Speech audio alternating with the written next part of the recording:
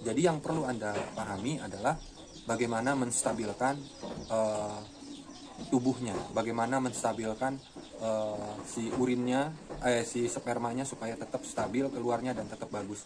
Jadi harus kita ciptakan kandungan-kandungan yang memang pakan atau cekokannya atau dopingnya yang memang untuk memperbanyak sperma, untuk ini, untuk itu, dan lain sebagainya. Biasanya yang memperbanyak sperma itu makanan-makanan yang manis seperti gula, madu, telur, protein, dan lain sebagainya. Jadi Anda penuhi itu kalau Anda punya domba yang memang sekiranya domba pejantannya itu di koloni.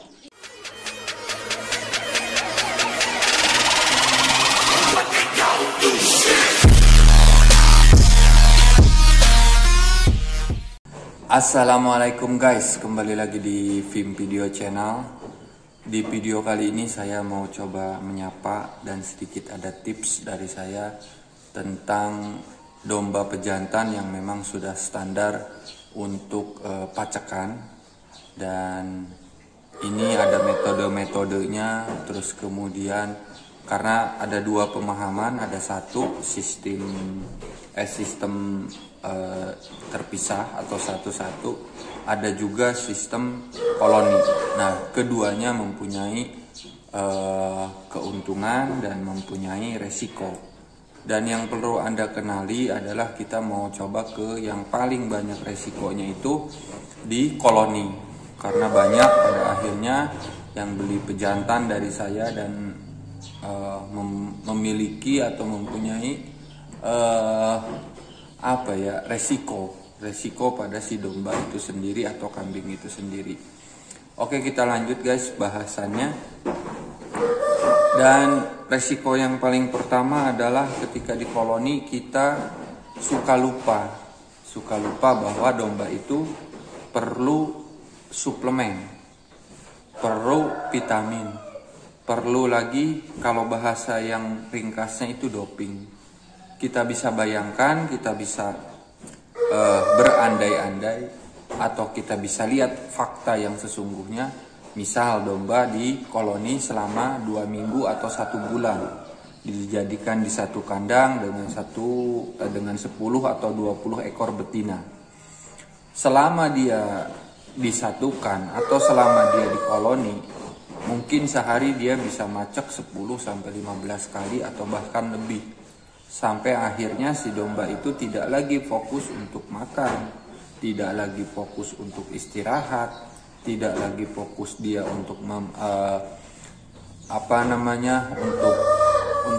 untuk rehat, untuk bahkan apapun yang dia lakukan yaitu hanya nafsu dan nafsu. Karena prinsipnya hewan itu hanya punya nafsu.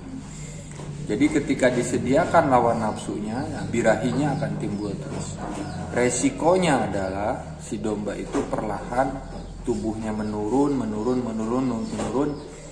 dan akhirnya dia kurus. Bahkan banyak juga yang akhirnya si tubuhnya atau di dalam perutnya cacing bergerak, cacing hati, cacing dan lain-lainnya, cacing kerbi dan lain-lainnya. Pada akhirnya si domba itu turun, bobotnya turun selama 1 bulan atau 2 minggu paling cepat pada saat disatukan.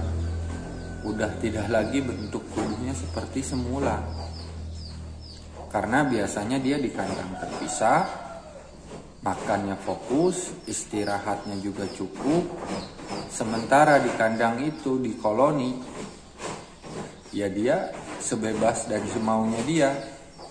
Nah, akhirnya merosotlah badannya, dan untuk mengembalikannya lagi itu sangat sulit kalau kita nggak tahu tips dan metodenya.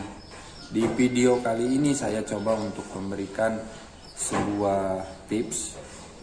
Kalau misalkan Anda mengkoloni si jantan dengan betinanya, yang paling pertama ketika sebelum disatukan dimasukkan ke kandang koloni, Anda harus pastikan si domba itu sehat, macetnya bagus. Kedua, kita harus doping dia. Dopingnya bisa menggunakan 3 tablet pil kita ditumbuk lalu dicekok. Kedua, bisa juga menggunakan Parmaton formula, itu ada di apotik semua atau obat manusia. Kita bisa cekok 3 tablet. Itu sama dicekok juga, disepet bisa menggunakan sepetan. Terus kemudian keempat bisa juga menggunakan tradisional seperti madu, protein itu dari telur. Madu cukup misalkan 2 sendok, telurnya bisa 4, bisa 5, silahkan. Mau telur bebek, mau telur ayam silahkan. Terus dan seterusnya itu Anda harus bisa misalkan vaksin si domba itu, atau multivitaminnya bisa juga untuk yang disuntikan, yang disuntik entah itu multivitamin atau suplemen untuk hewan atau dan lain sebagainya, itu bebas. Jadi setelah itu baru disatukan. Nah, Anda lihat, Anda perhatikan ketika tubuhnya sudah merosot terlalu jauh walaupun baru 1 minggu, upayakan dicabut. Karena macaknya juga udah nggak bagus, itu spermanya dia udah jelek dan udah nggak baik lagi nuruninnya. Kalau bisa dicabut dulu, direhat, recovery lagi, Anda misalkan kasih cekokan seperti tadi lagi, bahkan si pakannya itu harus Anda genjot, harus kasih yang bagus-bagus seperti ampas tahu atau rumput-rumput yang memang rumput muda, rumput pucuknya, dedaunan dan lain sebagainya. Recovery lagi, cekok lagi dengan tadi obat-obatan yang tadi. Setelah itu misalkan 4-5 hari dia udah kelihatan bugar lagi, baru masuk lagi. Karena prinsipnya bahkan kalau di Garut itu ada budaya, kalau mau macak domba sama perawatannya seperti mau ke lapang, guys. Mau ke lapang, jadi ada larinya dulu, dilariin, bahkan ada renang, terus dipancu biar muter. Setelah itu dicekok lagi air gula merah, terus dikasih telur, dikasih madu, baru gitu. Nah, itu yang perlu Anda ketahui. Jadi jangan kaget, jangan heran kalau tiba-tiba Anda koloni pejantan Anda dengan 5 atau 10 ekor betina, tapi tubuhnya tidak ada perkembangan, bahkan merosot, bahkan dan lain sebagainya. Itu karena faktor kesalahan Anda sendiri yang tidak bisa memperkirakan si domba itu seperti apa. Pada intinya samalah seperti manusia. Kalau manusia juga setiap hari disuruh begitu, ya mau seperti apa.